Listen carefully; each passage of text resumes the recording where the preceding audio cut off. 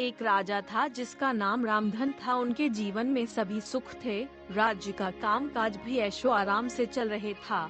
राजा के नैतिक गुणों के कारण प्रजा भी बहुत प्रसन्न थी और जिस राज्य में प्रजा खुश रहती है वहाँ का बड़ी की मात्रा आर्थिक व्यवस्था भी दुरुस्त होती है। इस प्रकार हर क्षेत्र में राज्य का प्रवाह अच्छा था। एक जो जीवन बदल दे।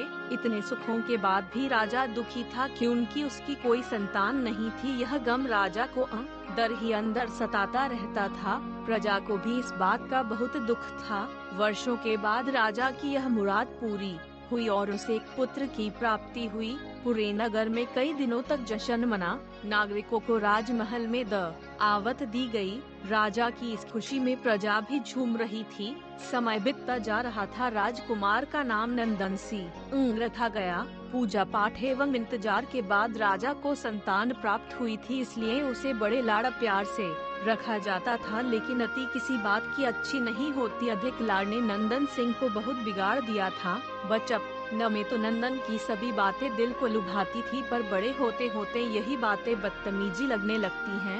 नंदन बहुत ज्यादा जिद्दी हो गया था। उसके मन में अहंकार आ गया था। वो चाहता था कि प्रजा सदैव उसकी जय जयकार कर एक ही मात्रा उसकी प्रशंसा करें। उसकी बात ना सुनने पर वो कोलाहल मचा देता था। बेचारे सैनिकों को तो वो पैर की जूती ही समझता था। आए दिन उसका प्रकोप प्रजा पर उतरने लगा था। वो खुद को भगवान के समान पूजता देखना चाहता था। आयु तो बहुत कम थी लेकिन अहम कई गुना बढ़ चुका था। नंदन के इस व्यवहार से सभी बहुत दुखी थे।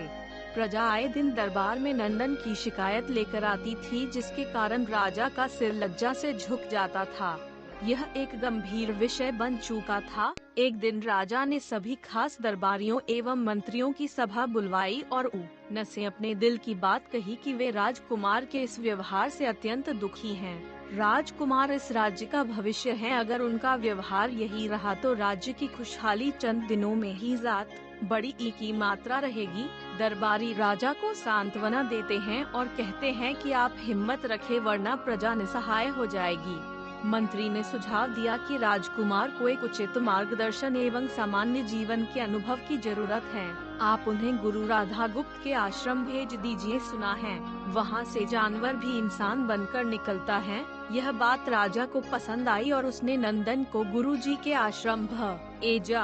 अगले दिन राजा अपने पुत्र के साथ गुरुजी के आश्रम पहुँचे। राजा ने गुरु राधा गुप्त के साथ अकेले में बात की और नंदन के विषय में सारी बातें कही। गुरुजी ने राजा को आश्वस्त किया कि वे जब अपने पुत्र से मिलेंगे तब उन्हें गर्व महसूस होगा। गुरुजी के ऐसे शब्द सुनकर राजा को शांति महसूस हुई और वे सहर्ष अपने पुत्र को आश्रम में छोड़कर राजमहल लौट गए। अगले दिन सुबह गुरु के खास चेले द्वारा नंदन को भिक्षा मांग कर खाने को कहा गया, जिसे सुनकर नंदन ने साफ इनकार कर दिया। चेले ने उसे कह दिया कि अगर पेट भरना है तो भिक्षा मांगनी होगी और भिक्षा का समय शाम तक ही है, अन्यथा भूखा रहना पड़ेगा। नंदन न एक ही मात्रा अपनी अकड़ में चेले की बात नहीं मानी और शाम होते होते उसे भूख लगने लगी, लेकिन उसे खाने को नहीं मिला।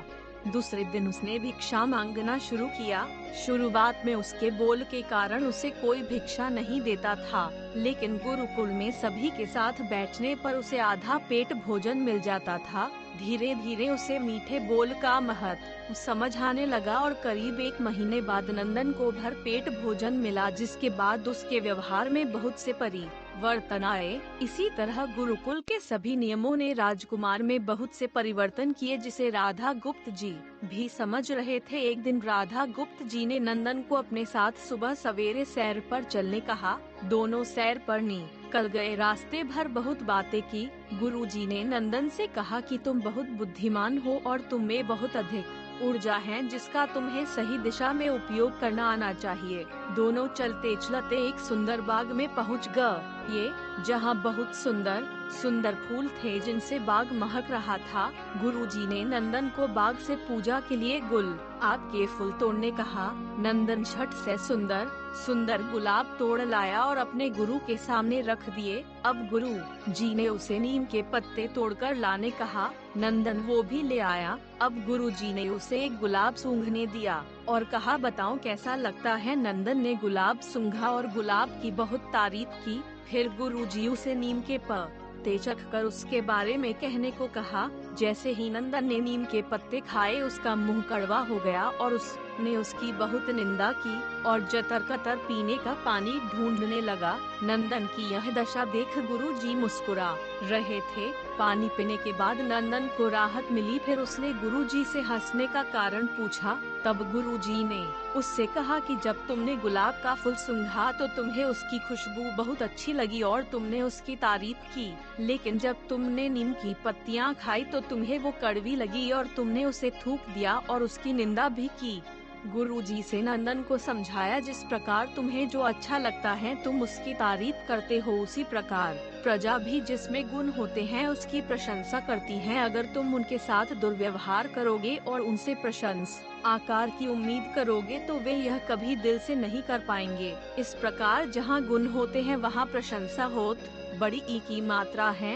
नंदन को सभी बातें विस्तार से समझ आ जाती हैं और वो अपने महल लौट जाता है। नंदन में बहुत परिवर्तन आता है और वो बाद में एक सफल राजा बनता है। कहानी की शिक्षा, गुरु की सीख ने नंदन का जीवन ही बदल दिया। वो एक क्रूर राजकुमार से एक न्याय प्रिय दयालु राजा बन गया। इस कहानी से हमें यही शिक्षा मिलती है कि हम में गुण होंगे तो लोग हमें हमेशा पसंद करेंगे, लेकिन अगर हम अवगुणी हैं तो हमें प्रशंसा कभी नहीं मिल सकती।